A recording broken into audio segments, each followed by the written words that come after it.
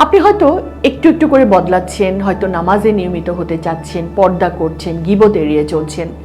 তখন এই মানুষটি এসে বলে, আরে এই বয়সে এত সিরিয়াস হওয়ার কি আছে? ধীরে ধীরে দেখবেন আপনি আর এত ডিসিপ্লিন না, আপনার নৈতিকতা বোধ এখন বেশ হালকা।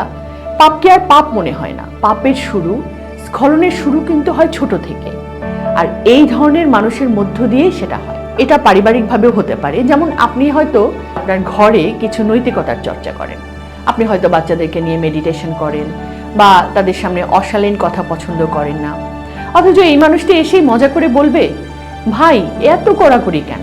তা আপনি চুপ করে থাকছেন হয়তো, বা মনে মনে টলে যাচ্ছেন, বা ভাবছেন যে বেশি বাড়াবাড়ি করছি না তো।